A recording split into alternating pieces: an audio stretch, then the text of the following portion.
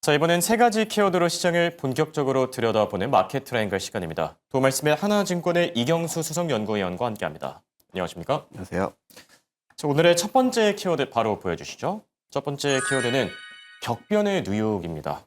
지난 한 주 동안 미국 증시가 정말 격변의 한 주를 보냈었죠.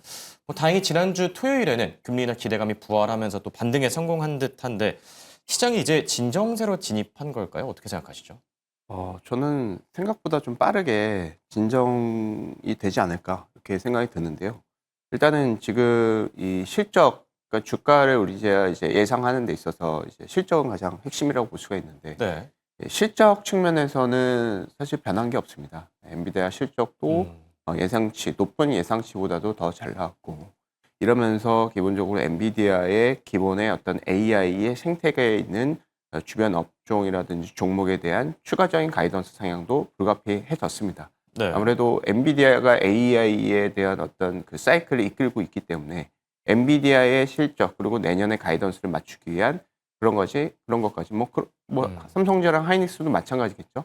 이런 측면에서 그 파급 효과가 분명히 있기 때문에 실적 측면에서는 그게 크게 변한 것은 없다. 그래서 지금 요 상태 자체가 AI 버블이라든지 빌레이션 논란은 아닐 수도 있다라고 생각을 합니다. 왜냐하면 과거 이제 IT 버블 측면에서도 그때 당시 보면 지금하고 이제 보면 GP 마진이라든지 영업이익률 측면에서 차이가 있습니다. 이 1999년도, 2000년도, 2001년도 요렇게 이제 가면서 예. 전체적인 GP 마진이 떨어지는 측면이 있었는데 지금은 엔비디아 실적 보시다시피 계속해서 GP 마진이 높아지고 있다는 거죠. 그렇죠. 요 수익성 지표라는 것은 사실은 수요와 공급을 이제 얘기를 할 수 있는 가장 핵심적인 지표라고 볼 수가 있겠습니다. 그렇기 때문에 저는 이제 어떻게 보면 우리 AI 버블에 대한 어떤 밸류에이션, 그 밸류에이션이 정당화될 수 있다라는 것은 이렇게 수익성이 높아지고 있는 구간에서는 정당화될 수 있다라고 생각을 하고 있는 상황이기 때문에 과거하고는 좀 다를 수가 있습니다. 다만 지금 이제 유동성 측면에서는 사실 이제 약간 우려가 있습니다. 기존에 이제 셧다운이 되는 상황에서 우리가 경기 지표를 이제 깜깜이로 지내왔었죠. 그러면서도 이 이후에도 뭐 고용 지표를 이제 발표하지 않겠다. 뭐 이런 식으로 네. 전체적으로 이 투자자 컨셉에서의 어떤 이제 지금 정확한 어떤 그 경기 지표를 이게 확인할 수 없는 측면이 있었고 지금 문제가 되는 것은 이제 물가 지수가 되겠죠. 물가 지수 측면에서 지난주에 이제 연준 이사들이 계속해서 경고를 하고 그렇죠. 불안감을 야기를 했던 겁니다. 그래서 투자자 입장에서도 보면 우리는 이제 셧다운이라든지 뭐 이제 물가 지수를 지금 우리가 확인할 수 없는데 연은 총재들이나 이 이사들은 왜 이렇게 인플레이션 얘기를 하면서 네. 우리를 불안하게 할까? 걔네들은 뭔가를 알고 있지 않을까라는 그런 불안 심리가 있었다는 것입니다. 이 금리라는 것 자체가 전체적인 이 주식에 대한 밸류에이션 그리고 AI, 테크, 빅테크의 어떤 밸류에이션을 측면을 다 결정을 할 수 있는 요인이 되는 것이죠. 왜냐하면 네. 금리가 올라가게 되면 무위험 수익률이 높아지기 때문에 굳이 위험 수익을 할 수 있는 그런 임팩트가 줄어들기 때문에 예. 아무래도 이제 금리가 올라간다라는 것은 상당히 주식 시장, 즉 특히나 이제 고밸류에이션을 보이는 빅테크 종목군들에게는 상당히 부담이 될 수가 있었을 것 같습니다. 그래서 그런 측면에서 이 유동성이 가장 좀 중요했던 지금 이제 조정이었다 이렇게 좀 판단하고 있으면 지금 같은 네. 경우에는 금리 인하에 대한 어떤 가능성도 보시다시피 70%까지 다시 올라갔습니다. 올라갔죠. 사실 여기에 하는 여러 가지 얘기가 있는데 예. 시장에서 많이 이제 모르는 컨셉이라고 볼 수 있는 모른다라기보다는 사실은 이게 이제 국가 자본주의로 이제 변하면서 예. 기본적으로는 이제 정부가 이 유동성을 공급하는 핵심 주체가 될 수가 있거든요. 그 얘기는 정부가 정권을 유지하기 위해서 어떻게 보면 대마불살할 수밖에 없다라는 얘기가 될 수가 네. 있습니다.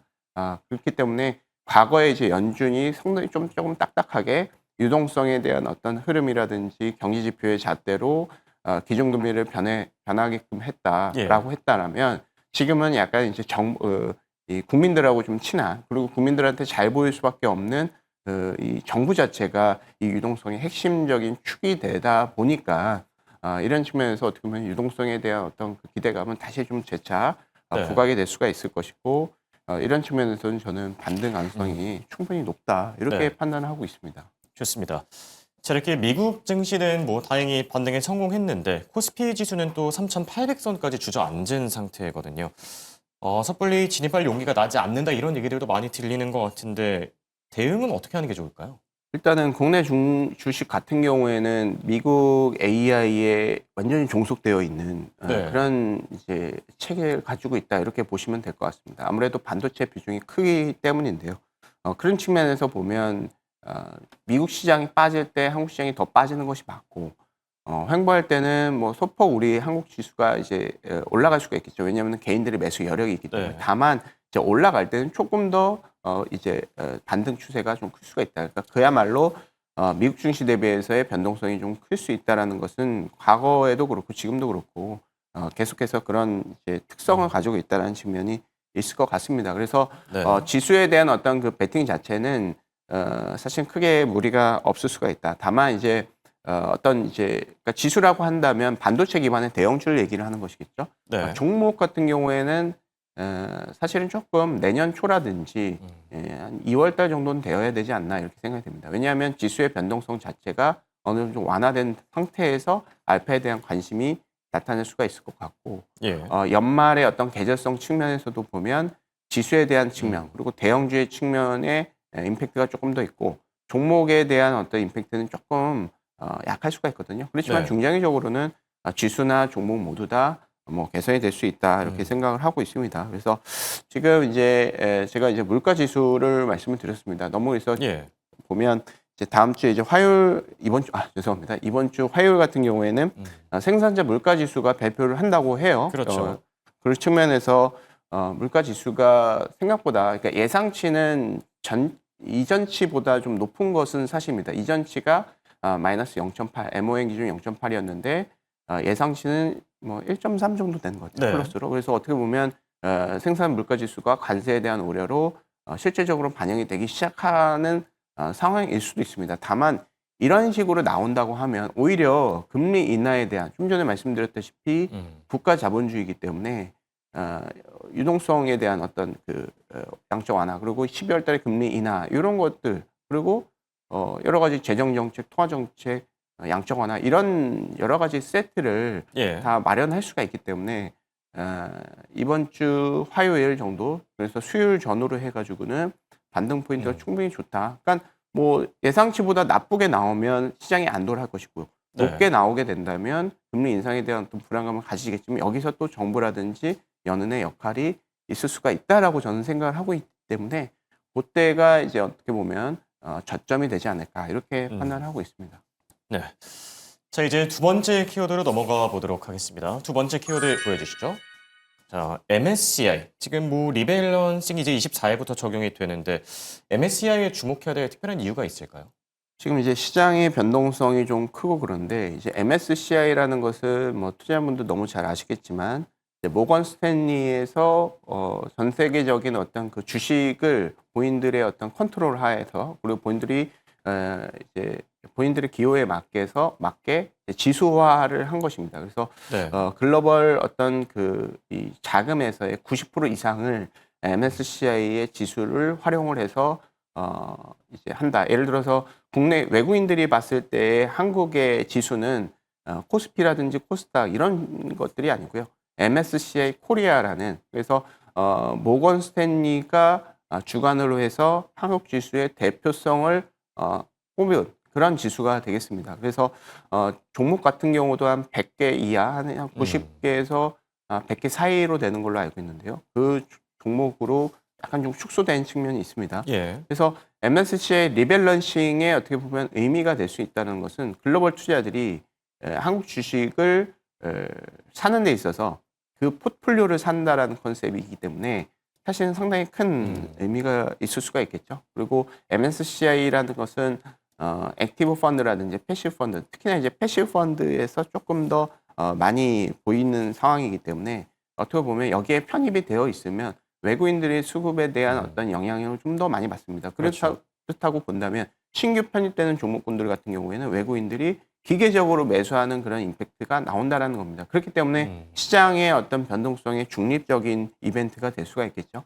실질적으로 이 MSC의 신규 편출입 관련한 어떤 이 스킴을 이용한 네. 사모펀드도 상당히 큰 것으로 알고 있고요.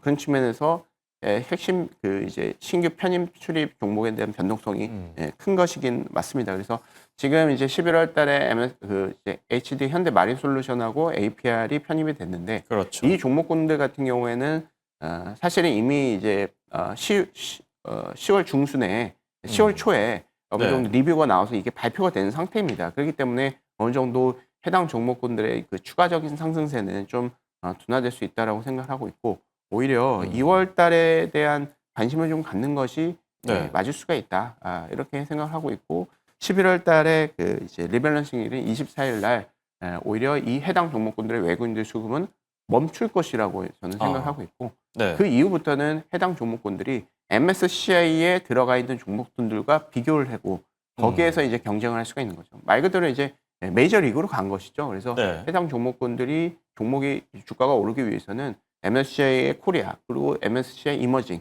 이 종목군들하고 싸워야 되는 측면이 있을 수가 있습니다. 그러니까 해당 MSCI 관련한 어떤 수급만 발라본다면 네. 기본적으로는 수급이 조금 떨어질 수가 있겠다.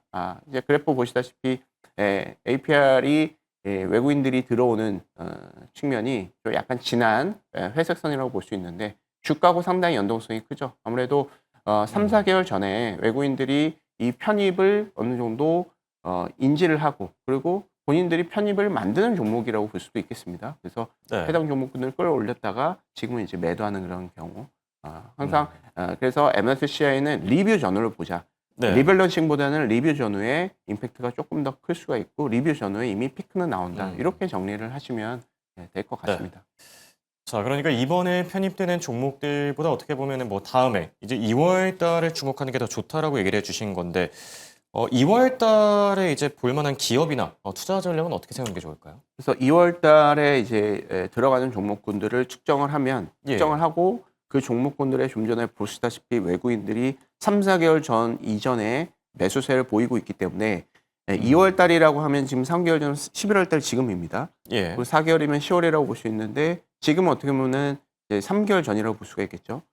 그래서 이런 컨셉에서 본다면 지금 MSCI 후보군들 종목군들이 위에 있는 이제 ABL 바이오, 이스페타시스 예. 이 두 개 종목이 컷오프 충족률이 가장 낮기 때문에 가장 이제 높기 때문에 예. 해당 종목군들이 들어갈 수 있을 것 같은데 해당 종목군들이 모두 다 ABL 바이오, 이스페타시스 외인들이 최근 1개월 동안 매수를 갑자기 막 많이 하기 시작을 했다는 것이죠. 그래서 해당 종목군들 같은 경우에는 편입 가능성이 상당히 높다. 그리고 키움증권, 레인보우 로보틱스, 페트론도 있지만 해당 종목군들의 주가라든지 외국인들의 어떤 그 간택 여부에 대한 어떤 흐름은 아직은 미진하기 때문에 일단은 지금 이제 위에 있는 두 개의 종목이 후보군이다라고 예상을 하는 것이 적절해 보이고 해당 종목군들에 대한 베팅은 저는 이제 내년 뭐 2월 달 초까지는 가능할 수 있겠다. 이거는 이제 어떻게 보면 시장 대비해서의 어떤 중립적인 포인트이기 때문에 해당 종목군들에 대해서 어떻게 보면 베팅을 하겠다라고 하면 시장을 좀 어느 정도 해지를 해놓고 이런 네. 것들을 하는 전략이 약간 퀀트 전략이다. 이렇게 좀 보시면 될 것 같습니다. 네. 자, 그리고 세 번째 키워드까지 보도록 할게요. 세 번째 키워드는 마지막 금통입니다. 지금 금통위와 관련해서 뭐 금리 동결이 유력한 만큼 사실 금리보다는 내년 성장률에 대한 관심이 커지고 있는데 어느 정도까지 상향 조정 가능하다라고 보시죠? 지금 이제 그 한국 그 경기 성장률 같은 경우에는 계속해서 올라가고 있기는 합니다. 근데 네. 그 임팩트가 너무 이제 반도체에 초점이 되어 있습니다. 그래서 어느 정도 제가 말씀드리는 부분은 반도체의 상승 사이클이 계속 이어진다라는 가정으로 보시면 될 것 같습니다. 그런 측면에서는 지금 컨센서스보다도 좀 높은 한 2%도 저는 가능하다 이렇게 네. 판단하고 있습니다.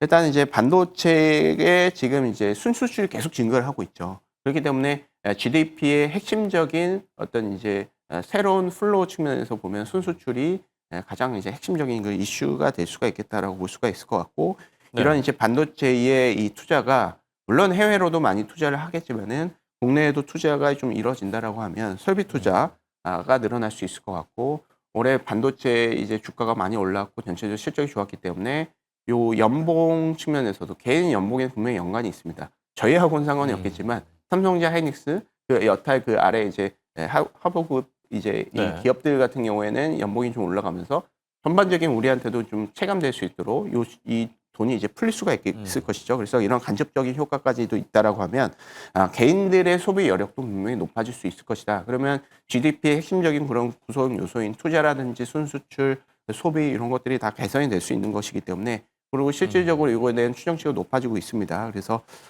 저희는 이제 저희가 한 2% 같은 네. 경우도 이제 올라갈 수 있을 것 같고 이것은 좀 전에 말씀드렸다시피 가정이 반도체의 어떤 사이클이 계속 유지가 된다라는 그렇죠. 가정으로 보시면 될 것 같습니다. 네. 네. 2%라는 숫자 기대해 보면 좋을 듯합니다. 자, 지금까지 두 말씀의 이경수 수석연구위원과 함께했습니다. 대단히 고맙습니다.